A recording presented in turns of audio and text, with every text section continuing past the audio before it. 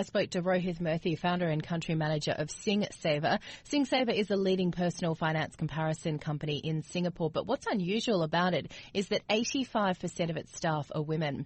I started by asking Rohith what inspired him to create the company. Firstly, at SingSaver, our mission is very simple. We want to empower, users, both men and women, to lead healthy financial lives.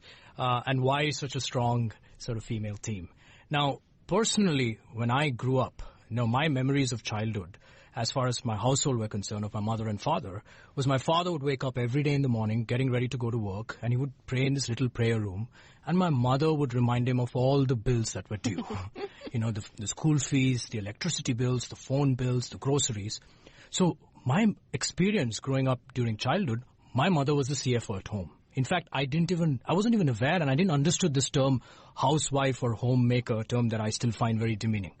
And thereafter, when I look back at my life and career, all forms of empowerment, whether it was at school, whether at work, happened to be by women. In fact, even at my household today, I'm married with 2 daughters. We have more women in the household, so a lot of strong women around me. But the sorry fact remains that in the finance and tech industry especially, women are underrepresented.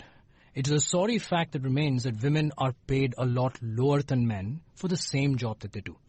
So in a way, there is a personal ambition of a founder of a fintech company to change this fact in his lifetime. So I think where I have a mission to empower, especially women, also to lead healthy financial lives, I believe I have this opportunity to change the sorry fact that still remains. So you have an incredible role modelling story where a lot of people probably don't.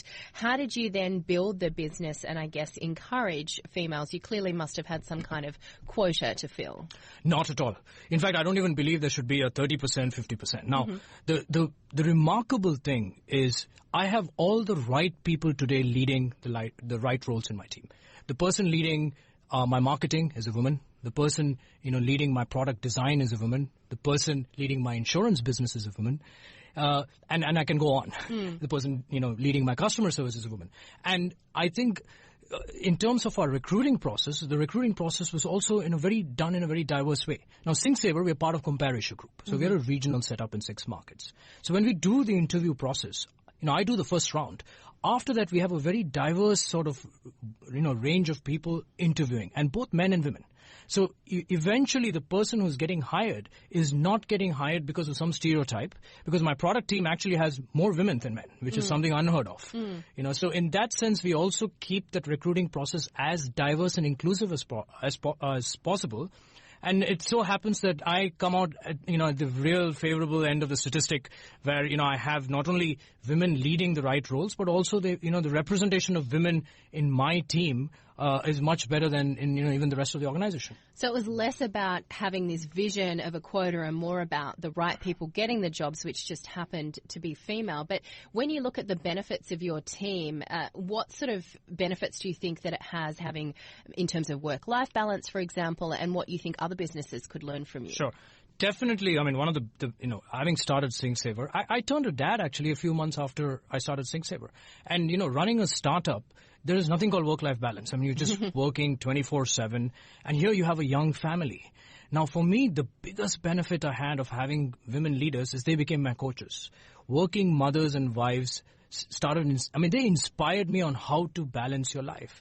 In a way, they injected joy back into my life where I no longer feel guilty spending time at home. I no longer feel guilty taking that holiday and taking my family out. In fact, I even encourage all of them to bring their loved ones to office.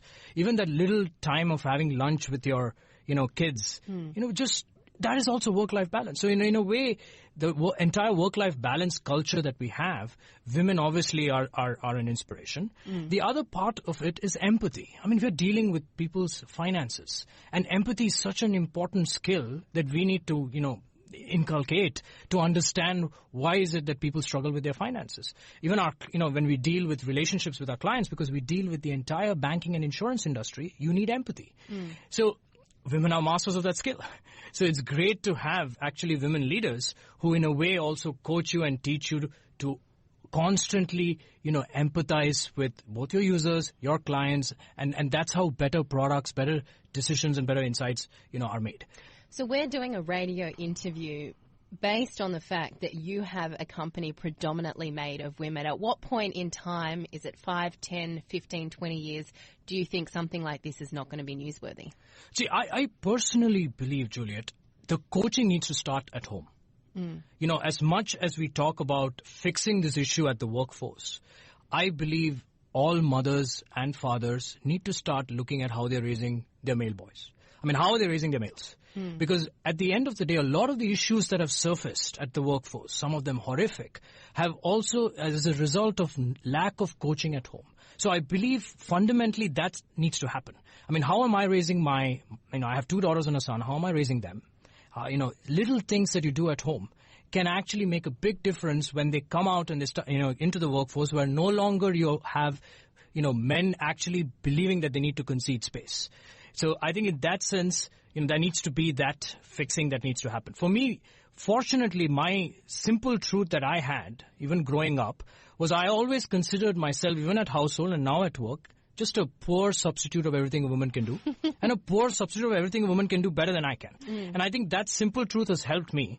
And as long as we can address that culturally in every market, I believe that, you will no longer have this issue of gender inequality, no longer have an issue of seeing women getting paid lower than men,